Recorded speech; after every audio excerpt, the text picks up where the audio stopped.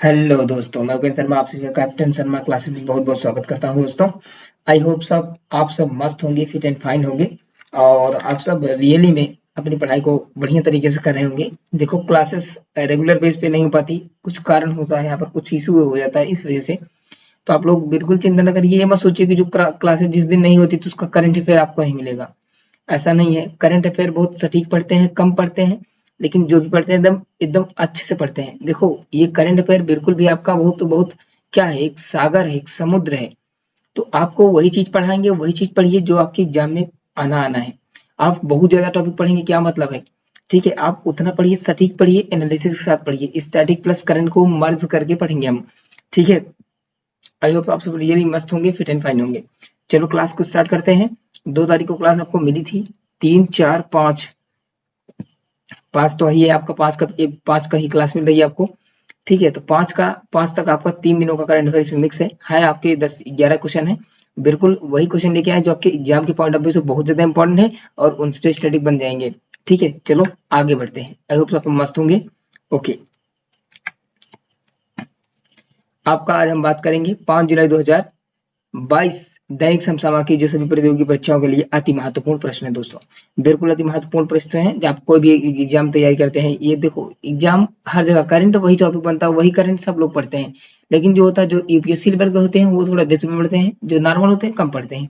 Question पूछने का तरीका बदलता है, बाकी सब कुछ सेम रहता है। तो आप अच्छे से डिटेल लेवल से पढ़िए ताकि आपको किसी भी प्रकार की कोई समस्या ना हो। चलो आगे बढ़ते हैं। आज हम बात करेंगे 5 जुलाई, मतलब इसमें आपका पूरा मिक्स है। 3 जुलाई, 4 जुलाई, 5 जुलाई, तीनों जुलाई का मिक्स है। इसमें लिखा बेसिक से नहीं है भले से। आगे बढ़ते हैं पहले क्वेश्चन की ओर।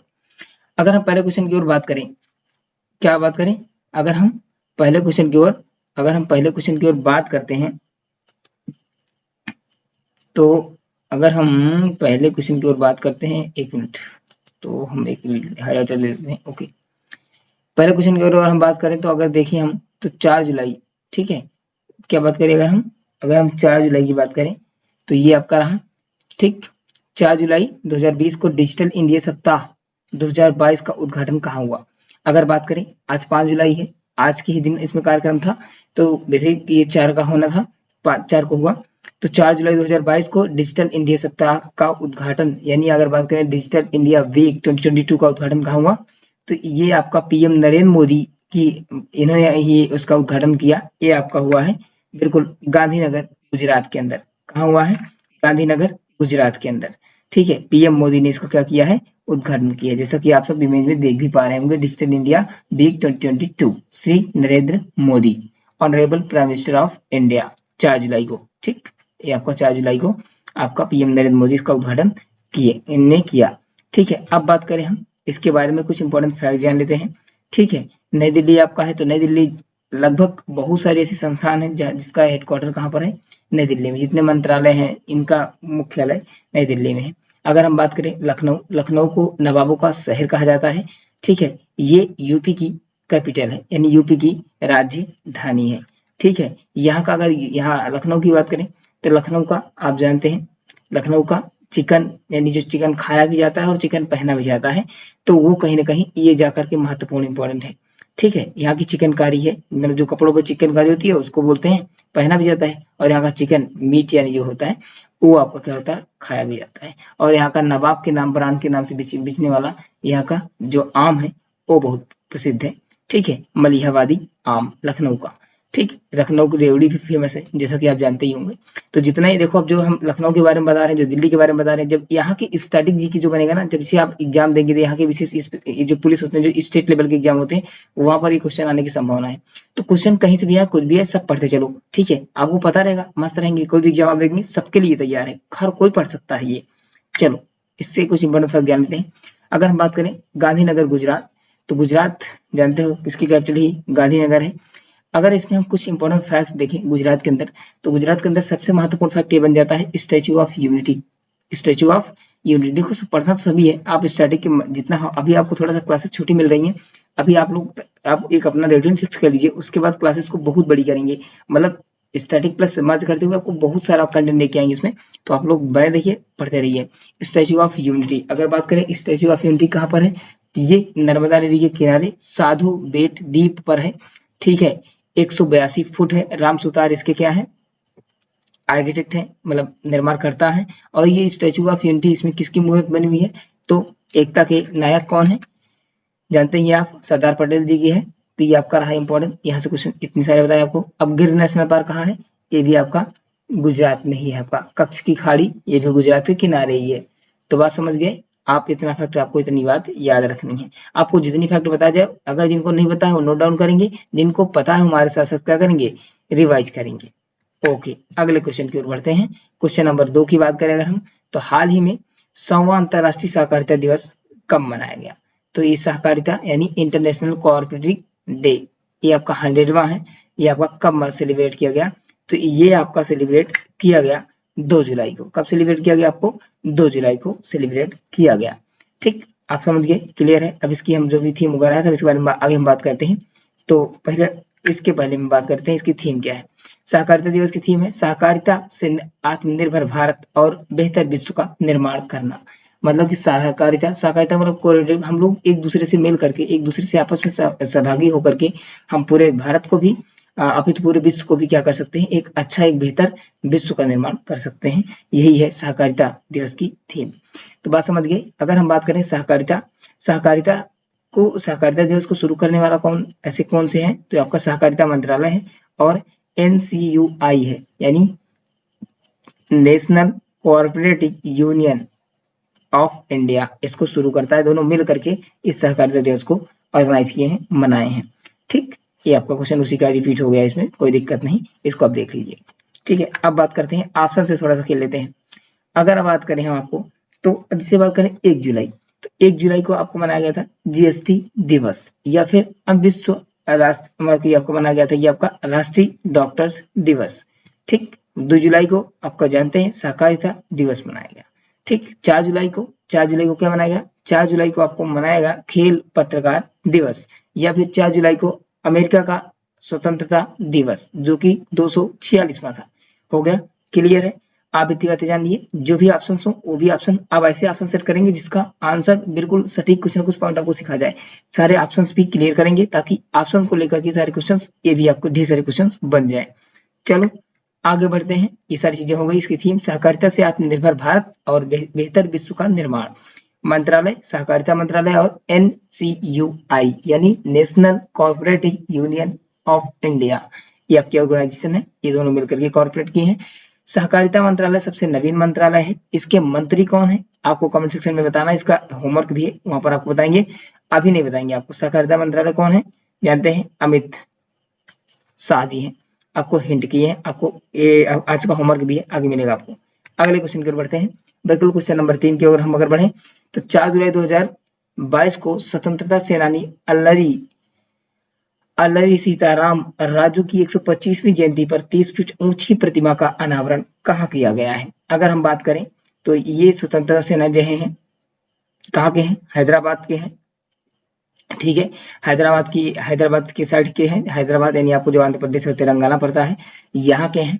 ठीक है, तो स्वतंत्रता सेनानी अल्लारी सीताराम राजू की 125वीं जयंती है, जो कि इनकी 125वीं जयंती पर 30 फुट ऊंची प्रतिमा का अनावरण किया गया है। ठीक, यानी उसका लोकार्पण किया गया है। अब अगर हम बात करें ये है कहाँ, तो ये है आपका भीमावरम आंध्र प्रदेश में है। कहाँ पर है आपका ये भीमावरम आंध्र प्रदेश में है, जो कि हैदराबाद में लगभग पड़ता है। आपका भीमावरम आपको यहीं पड़ता है। तो बात समझ गए, भीमावरम आंध्र प्रदेश में। मूर्ति कितनी है, 30 फीट की है। स्वतंत्रता सेनानी अल्लारी सीताराम राजू, क्वेश्चन बहुत इंपॉर्टेंट है। ठीक है, तो ये समझ गए, आपका ये क्वेश्चन यहाँ से महत्वपूर्ण बन जाता है। अगर हम बात करें स्वतंत्रता सेनानी अल्लारी सीताराम राजू के बारे में, तो इनका उपनाम जंगल के नायक कहा जाता है। इनका जन्म जो है 1897 ईस्वी में हुआ था। इनको अंग्रेजों ने रंपा विद्रोह में पकड़ करके गोली मारी थी, वहीं पर इनकी क्या की गई थी, इनका वहां पर ये वहीं पर क्या हुए थे, मृत्यु को प्राप्त हो गए थे। कब, रंपा विद्रोह में। बस समझ गए। अब कौन से इनसे रिलेटेड हम बातें आगे करते हैं। Alluri Sitarama Raju memorial tribal freedom fighters museum भी बनाया गया है आंध्र प्रदेश में ही, लंबा सिंगी में। कहाँ बनाया गया है, लंबा सिंगी में। अगर हम बात करें आंध्र प्रदेश के बारे में, तो आंध्र प्रदेश की अगर हम बात करें तो आंध्र प्रदेश की कैपिटल हैदराबाद है। सॉरी, हाँ हैदराबाद ही है, इसके बदल गया, इसकी कैपिटल बदल करके अमरावती कर दिया गया है। क्या कर दिया गया है? अमरावती, जो कि इसका क्या है 25वां नवीनतम हाईकोर्ट भी बना दिया गया है। और भाषाई आधार पर पहले मतलब कि भारत का पहला राज्य कौन बना है, बना था पहला ही, सबसे भाषाई आधार पर यानी भाषा के आधार पर, तो ये भी आपका पहला राज्य था आंध्र प्रदेश। बात समझ गए? इतनी बात आपको जानना बहुत जरूरी है। बाकी आप इसके बारे में जितना कुछ जानते हैं उतना रिवाइज करिए, उतना तैयार करिए। अगले क्वेश्चन की ओर बढ़ते हैं, क्वेश्चन नंबर 4 की ओर। हाल ही में हाल ही में हाल ही में नाटो ग्रुप में कौन से 2 देश शामिल हुए हैं?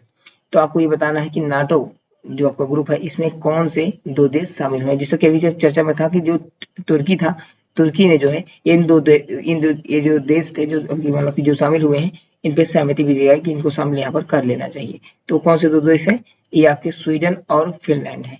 कौन है? स्वीडन और फिनलैंड। ऑप्शन दूसरा सेकंड करेक्ट आंसर होगा इसका। तो बात समझ गए, नाटो ग्रुप में 2 देश और शामिल हो गए, कौन? स्वीडन और फिनलैंड।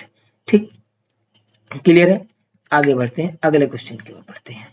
क्वेश्चन नंबर 5, प्रतिवर्ष अमेरिका का 246वां स्वतंत्रता दिवस कब मनाया गया? देखो क्वेश्चन थोड़ा सा क्या है कि मतलब कि बताया ना कि आपको 2 जुलाई से लेकर के 3 जुलाई तक पूरा कंप्लीट है, 5 जुलाई तक, तो इसमें सारे क्वेश्चन हमने ऐड किए हैं। थोड़ा सा आगे थोड़ा सा मैनेज करिएगा, ठीक है? कब मनाया गया? ये आपको मनाया गया बिल्कुल 2 जुलाई को। कब मनाया गया? 2 जुलाई को। ठीक, अब फिर वही बात अभी हम बात की थी कि 1 जुलाई को डॉक्टर्स दिवस मनाया जाता है, जीएसटी दिवस मनाया जाता है, सब कुछ बताया हमने आपको। ठीक, 4 जुलाई को ये आपको मनाया जाता है 4 जुलाई को, सॉरी 2 जुलाई को। 1 मिनट,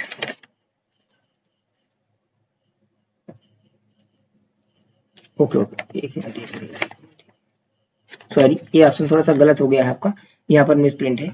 ये आपका मतलब कि थोड़ा एरर हो गया। 4 जुलाई को मनाया जाता है। कब मनाया जाता है? अमेरिका का 246वां स्वतंत्रता दिवस ये 2 जुलाई को ना होकर के 4 जुलाई को मनाया जाता है। ये 4 जुलाई को मनाया जाता है, ठीक है?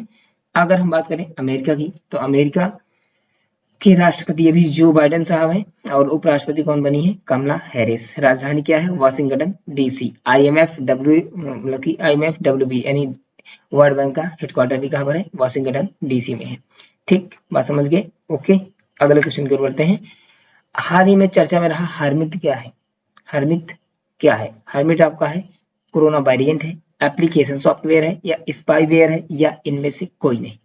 हर्मिट क्या है? अब बात करते हैं अगले में। ये आपका हर्मिट एक स्पाईवेयर है जो कि एंड्रॉयड मतलब कि एंड्रॉयड जो है, जो भी ऑपरेटिंग सारे सिस्टम है, इनमें भी क्या कर सकता है, इनमें एंट्री करके इसमें जो मैसेज आपका आएगा, जैसे लीगल मैसेज है, अगर आप उसको क्लिक करेंगे तो आपका जो आपके फोन का वीडियो गैलरीज फोटोज मतलब कि आपके पूरे फोन को ट्रैक कर सकता है ये।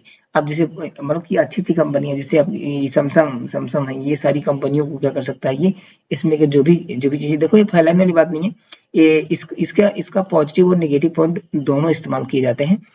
मतलब कि अगर आप इसका पॉजिटिव लेते हैं, जैसे बहुत सारी इसके खुफिया एजेंसी हैं इसका इस्तेमाल करती हैं अब जो भी डाटा है अपना छानबीन करने के लिए, तो इसका है ये। तो आपका हर्मिट क्या है? एक आपका स्पाईवेयर है। क्या है? स्पाईवेयर है।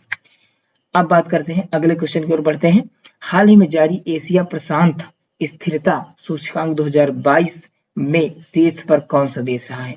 शीर्ष पर आपका देश रहा है, तो कौन सा देश रहा है शीर्ष पर? एशिया प्रशांत स्थिरता सूचकांक 2022 में शीर्ष पर कौन सा स्थान रहा है? तो ये आपका रहा है सिंगापुर। कौन सा रहा है? सिंगापुर रहा है आपका। देखो ये एशिया प्रशांत जो स्थिरता इंडेक्स जारी हुआ है 2022, ये क्यों जारी हुआ, किस बेस पे जारी हुआ है? तो देखो जो ये एशिया और प्रशांत क्षेत्र के जो कंट्री बढ़ती है ना, मतलब कि इनमें जो है गोल्ड कितना निकलता है, प्लेटिनम कितना निकलता है, सिल्वर कितना निकलता है, तो मतलब कि किसमें कौन से खनन के मामले में कौन से सबसे ऊपर है, मतलब कि कहाँ पर सबसे ज्यादा खनन किसमें किस नंबर पे होता है, क्या चीजें वहां पर क्या चीजें कितनी मात्रा में निकलती हैं, तो उसी पर ये जो है एशिया आपका ये नाइट फ्रैंक एक आपका समूह है, ग्रुप है, यही आपको एशिया प्रशांत स्थिरता सूचकांक को जारी करता है। तो इस भी इसी ने जारी किया है, ठीक है? तो इसमें टॉप पर कौन सा देश रहा है आपका शीर्ष पर? ये रहा आपका सिंगापुर। ये प्लेटिनम के मामले में क्या है, ये जो टॉप 3 तक है सबके सब प्लेटिनम में टॉप पर है। फर्स्ट पे क्या है आपका? सिंगापुर है। सेकंड पर आपका क्या है? ऑस्ट्रेलिया है। इसकी एक स्थान इसका सिडनी कैनबरा ऑस्ट्रेलिया की राजधानी है। न्यूजीलैंड आपका, ठीक है? न्यूजीलैंड आपका 3rd नंबर पे है, जैसा कि क्रमवार लिखा है इसे लिख दिया है। अब बात करें इसमें भारत की रैंकिंग क्या है, तो भारत की रैंकिंग 14वें नंबर पे है। ठीक, गोल्ड के मामले में अगर काउंटिंग की जाए तो पहले 8वें नंबर पे है। ठीक है। इसका एक शहर है बेंगलुरु, जो कि टॉप पर है भारत की ओर से अगर हम बात करें तो। बेंगलुरु कर्नाटक की कैपिटल जो रहे, ठीक है, जिसको हम सुसाइड सिटी ऑफ इंडिया भी बोलते हैं, ठीक है, आईटी हब बोलते हैं बेंगलुरु को। ठीक, अगले क्वेश्चन की ओर बढ़ते हैं। ये हुआ आपका क्वेश्चन नंबर 8। हाल ही में चल रहे डायमंड लीग 2020 में नीरज चोपड़ा ने कौन सा मेडल जीता है? स्वर्ण पदक, रजत पदक, कांस्य पदक या इनमें से कोई नहीं? अब बात करते हैं कौन सा पदक जीता है। तो इन्होंने जीता है सिल्वर मेडल यानी रजत पदक। देखो ठीक है, रजत पदक कितना मतलब कि इन्होंने कितना मेडल, क्योंकि जैसा कि आप जानते हैं कि नीरज चोपड़ा भाला फेंकते हैं, ठीक है, तो इन्होंने 89.94 मीटर भाला फेंक करके जो है इन्होंने रजत पदक जीता है डायमंड लीग 2022 में। ठीक, इन्होंने जैसा कि आप जानते हैं इन्हें गोल्डन बॉय के नाम से भी जाना जाता है। तो ओलंपिक में इन्होंने जो है 87.05 मीटर भाला फेंक करके क्या किया था, इन्होंने अपना विश्व मतलब कि वर्ल्ड रिकॉर्ड बनाया था, जिसमें इन्हें गोल्ड मेडल प्राप्त हुआ था। ये फेंके थे 7 अगस्त 2021 को, ठीक है, टोक्यो ओलंपिक में, जो कि आपका 32वां शीर्षक मतलब कि जो 32वां नंबर का ओलंपिक टोक्यो ओलंपिक था, ठीक है, तो इसमें इन्होंने फेंका था। तो 7 अगस्त को भाला फेंक दिवस के रूप में मनाया जाने लगा, ठीक है। अब आपको ये बताना है कि टोक्यो ओलंपिक जो का ये तो 32वें नंबर का था, अब 33वें नंबर का जो ओलंपिक होगा वो कहाँ पर होगा? तो ये भी आपका ये होमवर्क है, नहीं तो हम इसको बता देते हैं। आपका ये पेरिस में होगा, पेरिस फ्रांस में होगा। बात समझ गए? आपको जितनी बातें याद रहनी है वो सारी बातें याद रखो, क्वेश्चन आ सकता है एग्जाम में। आगे बढ़ते हैं। ओके, अगला क्वेश्चन। हाल ही में नारी को नमन योजना किस राज्य सरकार ने शुरू की है? हाल ही में नारी को नमन योजना किस राज्य सरकार ने शुरू की है? तो ये शुरू की है आपके हिमाचल प्रदेश गवर्नमेंट ने। किसने शुरू की है? हिमाचल प्रदेश गवर्नमेंट ने। बात समझ गए? नारी को नमन, इसमें क्या होगा? ये नारी को नमन योजना क्या है? अगर हम नारी को नमन योजना की अगर हम बात करें तो इसमें जिसे हम लोग मेल फीमेल दोनों ट्रेवल करते हैं, तो इसमें क्या होगा कि नारियों के लिए जो है 50% का किराया माफ कर दिया जाएगा, यानी 100% किराया। जैसे अब आपको 100 रुपये किराया देना है आपको, तो 50 रुपये ही महिलाओं को लगेंगे, पुरुषों को पूरे लगेंगे। तो ये आपका नारी को नमन योजना के तहत 50% का उन्हें क्या मिलेगा? डिस्काउंट मिलेगी, छूट मिलेगी। किसमें? यात्रा में। ठीक, चाहे ट्रेन से यात्रा करेंगे चाहे बस से यात्रा करेंगे, तो हिमाचल गवर्नमेंट ने ये महिलाओं के लिए नारी को नमन योजना लेकर के आई है, जिसमें 50% क्या मिलेगी उनको, मतलब कि जो भी किराया होगा उस पर छूट मिलेगी। बात समझ गए? अगर हम बात करें हिमाचल प्रदेश, तो हिमाचल प्रदेश की राजधानी जैसे आप जानते हैं हिमाचल प्रदेश शिमला है, गैरसैंण भी है, ठीक है, ठीक है, ये आपका है नहीं सॉरी इसकी शिमला और धर्मशाला है इसकी कैपिटल, ठीक है। तो हिमाचल प्रदेश दालचीनी का खेती करने वाला पहला है, ठीक है। हींग का खेती करने वाला ये भी हिमाचल प्रदेश है।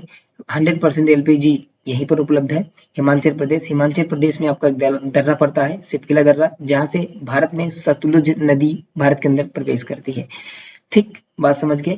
तो इतने फैक्ट आपको याद रखने हैं। अगर हम बात करें उत्तर प्रदेश, तो उत्तर प्रदेश जानते हैं योगी आदित्यनाथ जी यहाँ के सीएम है, ठीक है। आनंदीबेन यहाँ की पटेल यहाँ की गवर्नर है। इसकी हेडक्वार्टर मतलब इसका राजधानी लखनऊ है, जैसा कि अभी हमने पिछले वाले क्वेश्चन में बात किया था।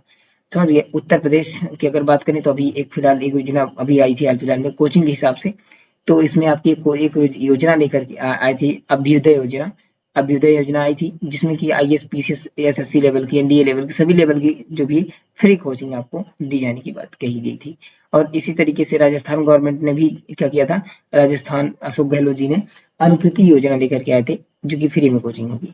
ठीक, महाराष्ट्र की भी कहानी चल ही रही है, जैसा कि आप जानते हैं यहाँ के सीएम बने हैं एकनाथ शिंदे। ये क्वेश्चन आपके इंपॉर्टेंट है। देवेंद्र फडणवीस उप मुख्यमंत्री बने हैं, तो ये भी आपको बात याद रखनी है। अगले क्वेश्चन की ओर शिफ्ट होते हैं। ये हो रहा आपका अगला क्वेश्चन नंबर 10। हाल ही में मलेशिया ओपन बैडमिंटन टूर्नामेंट 2022 में पुरुष एकल का खिताब किसने जीता है? मलेशिया में हो रहा है ओपन बैडमिंटन टूर्नामेंट इसका 2022, इसमें जो है पुरुष का खिताब किसने जीता है? विक्टर एक्सेल्सन ने जीता है।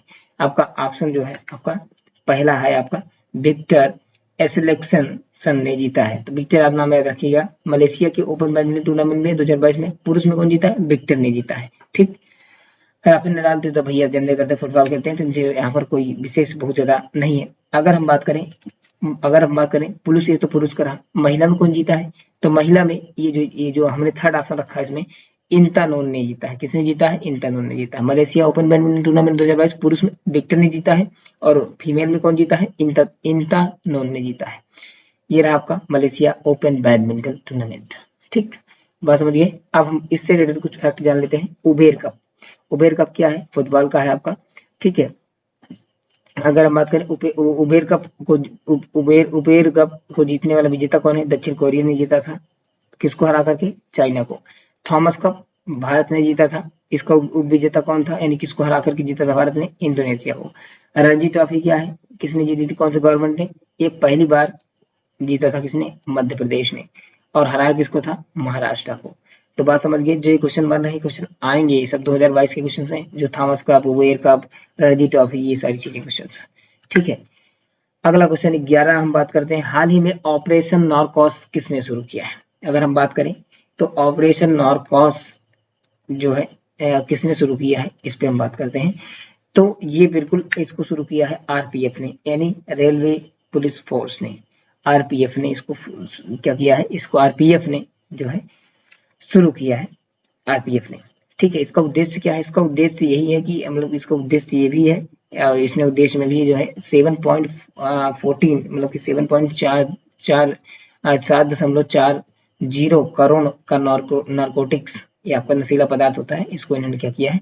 पकड़ लिया है, पकड़ा है। तो मतलब कि इसके ऑपरेशन इसलिए चला कि बाकी जो ट्रेन में और सारे लोग होते हैं, नार्कोटिक्स, नशीली चीजें और ये सारी चीजें जो लेके सफर करते हैं, ताकि उसमें क्या हो, ये मतलब कि इसकी नेगेटिविटी न फैल सके, इसके बारे में ऑपरेशन नार्कोस चलाया जा रहा है आरपीएफ के द्वारा, यानी रेलवे पुलिस फोर्स के द्वारा, ताकि ये चीज पर कंट्रोल किया जा सके, ठीक है। तो ये आपका यही रहा, आरपीएफ चला रही है, रेलवे पुलिस फोर्स से जानते हैं आप सब, ठीक है। Delhi police force, Maharashtra police force, Rajasthan police force किसने चलाया? किसने चलाया? आरपीएफ ने। तो बात समझ गए, ये बात हुई। इससे कुछ इंपॉर्टेंट फैक्ट देख रहे हैं, ठीक। आरपीएफ द्वारा चलाए गए प्रमुख 3 मेन है। आहट, ऑपरेशन आहट किसके लिए चला गया था? क्वेश्चन देखो, अब क्वेश्चन ऑपरेशन नार्कोस है तो नार्कोस ना पूछो कि इससे पहले वाला पूछ लेगा आरपीएफ के, अब क्योंकि ये आरपीएफ से जुड़ा हुआ है।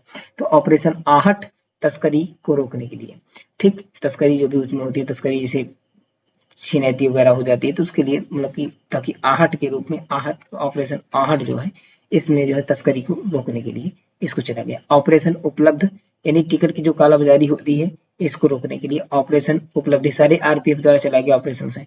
ऑपरेशन अमानत, खोए हुए सामान को पाना, यानी कोई सामान खो जाता है उसको आरपीएफ की जिम्मेदारी है कि वो ढूंढ करके ला करके आपको देगी, तो उसने चलाया है ऑपरेशन अमानत। ये 3 क्वेश्चन आपके, 3 ऑपरेशन, आहट, उपलब्ध और अमानत, और ऑपरेशन नार्कोस, 4 अब बन गए हैं। इनको याद रखना है आपको, बहुत इंपॉर्टेंट क्वेश्चन है। चलो अब देखते हैं आपका आज का प्रश्न। हाल ही में सहकारिता मंत्रालय के मंत्री कौन है? जैसा कि इसके पहले मैंने बात कर दी है, आपको पता है, आपको इसका आंसर, हम जानते हैं कि आपको इसको आंसर पता है, लेकिन आप ऑप्शन देखो, आप लोग कमेंट तो करते ही हैं। आप लोग जितने लोग वीडियो को देखा करें, लाइक और कमेंट, देखो शेयर करना आपका काम है, ठीक है। इतनी मेहनत लगती है कंटेंट को रेडी करने में, आपके लिए चुन चुन के लाते हैं, तो आपका भी जिम्मेदारी बनती है। आप देखो, आप होमवर्क नहीं करेंगे तो मतलब आपका कुछ नहीं हो सकता, ठीक है। तो इसलिए होमवर्क और डिटेल में लिखा करें, मतलब कि जो भी आप कमेंट किया करें, डिटेल में किया करें, मतलब कि पूरा डिटेल से इसका करो, ऑप्शन तो करिए, उसके बारे में जितना कुछ आप जानते हो होमवर्क के बारे में सब कुछ बताइए आप कमेंट सेक्शन में, और वीडियो को लाइक किया करो जरूर से जरूर, ठीक है। क्योंकि मेहनत आपकी लगती है और आप लोग मस्त हैं, आप लोग पढ़ रहे हैं, और आप लोग का सपोर्ट इतना है, इसके लिए बहुत बहुत धन्यवाद। और हम प्रयास करते हैं कि सारा कंटेंट आपका हिंदी में रहे, पूरे तरीके से हिंदी में रहे, क्योंकि सारे अदर्स सब कुछ क्या करते हैं, अंग्रेजी में आते हैं, तो हिंदी के लिए भी कुछ इंपॉर्टेंट फैक्ट होना चाहिए। तो इंपॉर्टेंट वही पढ़ेंगे जो आपके एग्जाम में आने वाला है, और बिल्कुल हिंदी में, सरल भाषा में, आसान भाषा में सारी चीजें पढ़ेंगे। तो चलो आज का क्वेश्चन रहा, क्वेश्चन कमेंट सेक्शन में जरूर लिखिएगा, ठीक है। बाकी आपको एक, आपका जो भी वीडियो अच्छा लगा हो तो लाइक करिएगा, चैनल को सब्सक्राइब करिएगा, शेयर करिएगा, हाँ, और कमेंट सेक्शन में होमवर्क लिखना मत भूलिएगा, ठीक है। तो मिलेंगे अगली क्लास में, कल की क्लास में, ठीक है, एक नए क्वेश्चन के साथ, एक नए स्रोत के साथ, ठीक है। वीडियो लेट हो जाए तो घबराइए नहीं, आपका पूरा करंट एक भी दिन का करने पर आपको छूटेगा नहीं। तो अब डिटेल में हर चीज कराएंगे, आसान भाषा में, बिल्कुल सरल तरीके से, हिंदी मीडियम में, बढ़िया सा पढ़ते रहिए, आगे बढ़ते रहिए। मिलते हैं अगले क्लास में, तब तक के लिए जय हिंद, जय भारत।